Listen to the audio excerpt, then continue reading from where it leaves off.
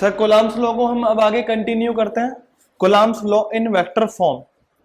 Sir हमारे पास अगर दो चार्जेस रखे हुए हैं सिस्टम में, ये हो गया हमारा x y और z प्लेन।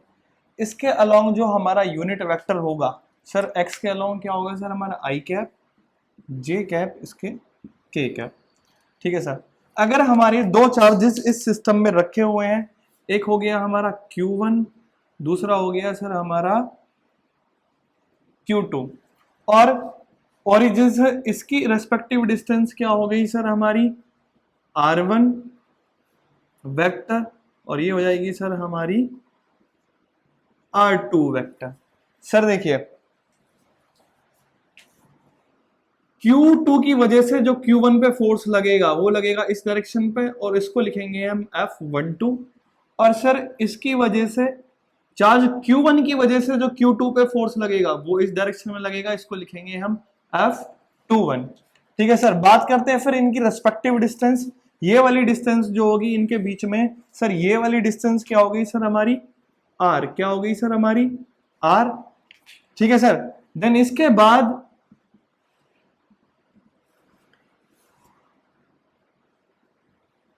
देखो सर, R1 क्या है हमारी position of charge Q1, R2 क्या है हमारी position of charge Q2, R12 displacement vector of charge Q2 with respect to Q1। R12 की जो डायरेक्शन होगी सर वो इस डायरेक्शन में होगी, वो क्या होगी सर हमारी R12, क्या होगी सर R12। ठीक है sir, R21 displacement vector of charge Q1 with respect to Q2, ये होगी सर हमारी R21। इससे रिलेटेड अब कोई भी डाउट नहीं होना चाहिए सर। ठीक है सर, इसके बाद R12 magnitude of R12 which is equal to R, कहने का मतलब R12 और R21 दोनों का मैग्नीट्यूड क्या होगा सर हमारा R। बात करते हैं फिर हमारे यूनिट वेक्टर की। इसका जो यूनिट वेक्टर होगा, यूनिट वेक्टर सर हमें पता है क्या होता है सर, यूनिट वेक्टर किसी भी वेक्टर क्वांटिटी को उसको मैग्नीट्यूड से डिवाइड कर दो। ठीक है सर, ये हो गया हमारा यूनिट वेक्टर किसका R12 का, और ये हो गया हमारा R21 का। ये जो हमारी चार्जेस Q1 और Q2 है, इनके बीच में जो फोर्स होगा अकॉर्डिंग टू कूलम्ब्स लॉ वो क्या होगा sir, force is equals to 1/4 pi epsilon naught Q1 Q2 by R square. ठीक है सर, उसके बाद हम बात करते हैं force on charge Q1 due to Q2, वो क्या होगा सर फोर्स हमारा, force is equals to 1/4 pi epsilon naught Q1, force on charge Q1 due to Q2 upon में R स्क्वायर। सर R जो फोर्स हमारा F12 है, इसके लिए जो रेस्पेक्टिव डिस्टेंस है वो क्या होगी सर हमारी R21। ठीक है सर, और R21 की जगह हम लिखेंगे यूनिट वेक्टर। फिर इसको आगे जब हम सॉल्व करेंगे 1/4 pi epsilon naught Q1 Q2 upon में R स्क्वायर, और इसकी जगह हम इसकी वैल्यू इक्वेट करेंगे, वो क्या हो जाएगी सर R12 अपॉन में R। फिर सर इसको हम इससे आगे जब हम सॉल्व करेंगे तो हमारे को क्या मिलेगा सर, हमारे को मिलेगा कि 1/4 pi epsilon naught Q1 Q2 by R square, ये हो जाएगा sir R square into R, यानी के R12, और ये हो जाएगा हमारा Q। ठीक है सर, इसके बाद बात करते हैं हम F21 यानी के force on charge Q2 due to Q1। ठीक है सर, तो ये हो जाएगी हमारा F21 is equals to 1/4 pi epsilon naught Q1 Q2 upon में आर स्क्वायर, और ये हो जाएगी सर हमारी R12 यूनिट वेक्टर। सर इसको आगे जब हम सॉल्व करेंगे वही R12 की वैल्यू इक्वेट करेंगे हम। सर R12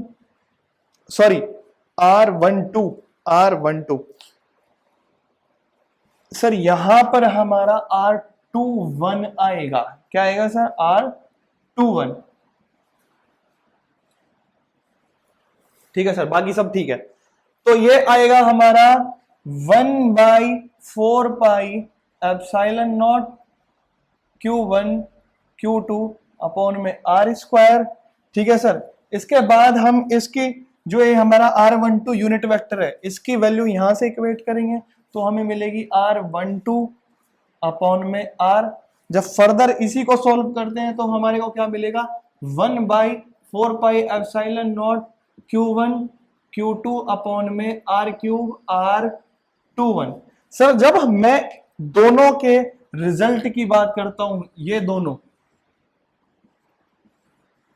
तो मेरे पास जो मुझे कंक्लूजन मिलता है सर वो क्या मिलता है कि F21 is equals to minus का F12।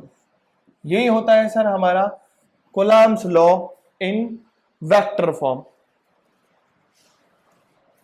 सर अब हम अपना next topic principle of superposition start करने वाले हैं।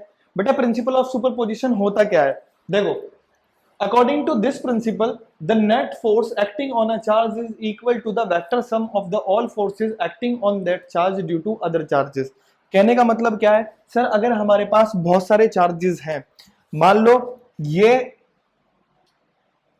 हमारा एक सिस्टम है, इस पे हमारा एक चार्ज रखा है, यहाँ Q1, यहाँ हो गया Q2 और ये हो गया हमारा Q0 और ये हो गया हमारा Q3।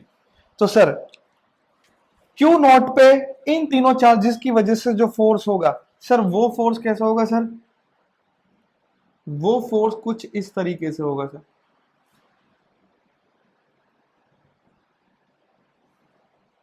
F02। दूसरा सर ये वाला फोर्स कुछ इस तरीके से होगा F01, और ये जो होगा सर वो इस तरीके से होगा F03। कहने का मतलब क्या है कि अगर हमारे किसी सिस्टम के अंदर बहुत सारे चार्जेस हैं और उन चार्जेस की वजह से इनमें से पर्टिकुलर अगर हमें किसी एक पे फोर्स की वैल्यू निकालनी है तो ये सारे चार्ज मिलके जितना इस पे फोर्स लगा रहे हैं उसके वेक्टर सम के रिजल्टेंट के इक्वल होगा। कहने का मतलब जो हमारा नेट फोर्स होगा सर वो किसके इक्वल होगा सर? नेट फोर्स जो होगा सारे फोर्सेस का resultant, which is equals to F01 plus F02 plus F03। Sir यही होता है हमारा प्रिंसिपल ऑफ सुपरपोजिशन। दूसरी चीज इसमें क्या आती है? किन्हीं भी दो, मान लो मैं Q0 को ले रहा हूं और Q1 को ले रहा हूं, इन दोनों के बीच का जो फोर्स होगा बाकी चार्जेस जो इसमें प्रेजेंट है उससे क्या होगा सर? इंडिपेंडेंट। कहने का मतलब यह है कि the force between two charges remains independent by the presence of other charge. उसके बाद सर हम प्रिंसिपल ऑफ सुपरपोजिशन पे क्वेश्चन करते हैं कुछ। मान लो ये हमारे पास एक क्वेश्चन है, ये क्वेश्चन क्या कहता है sir? 3 charges minus Q, Q and Q are placed at the vertices of equilateral triangle of each side L. Calculate the net force on each charge। ठीक है सर, हमारे पास एक इक्विलेटरल ट्राइंगल है सर। ठीक है, तीनों के कॉर्नर पे हमारा Q, Q और Q चार्ज रखा हुआ है और इसकी साइड है सर L, L और L। हमें क्या निकालना है sir? Force on each charge. मान लो मैं इसको नाम दे देता हूं, ये हो गया हमारा Q, ये हो गया माइनस Q, ठीक है सर, और ये हो गया हमारा Q। ठीक है, तो मैं इसकी वजह से, इस माइनस Q की वजह से इसके ऊपर जो फोर्स होगा उसकी डायरेक्शन क्या होगी सर? कुछ इस तरीके से। ठीक है, क्योंकि ये माइनस का है, फोर्स इस डायरेक्शन में होगी। ठीक है सर, तो ये हो जाएगा force on charge plus Q due to charge minus Q। ठीक है जी, फिर force on charge plus Q due to this charge plus Q, ये इस डायरेक्शन में होगा सर। ठीक है, तो इनके बीच का जो रिजल्टेंट होगा वो ये होगा सर रिजल्टेंट फोर्स। तो इसके बीच में जो एंगल बना है, क्योंकि हमारा ये इक्विलेटरल ट्राइंगल है 60 डिग्री, ये भी 60 डिग्री और ये भी 60 डिग्री, तो ये कितना हो जाएगा सर 120 डिग्री। क्या हो जाएगा सर 120 डिग्री। तो फोर्स ऑन चार्ज, मैं सीधा सीधा सॉल्व कर देता हूं, लिखता नहीं हूं। देखो दोनों चार्जेस का जो मैग्नीट्यूड होगा वो क्या होगा सर, देखो चलो मैं लिख देता हूं, force on charge plus Q due to minus Q, वो क्या होगा सर हमारा F1। मैं इसको बोल देता हूं F1। F1 is equals to K Q और क्यू स्क्वायर बाई एल, ठीक है। फिर force on charge plus Q due to plus Q, वो क्या होगा sir F2 is equals to K Q square by L.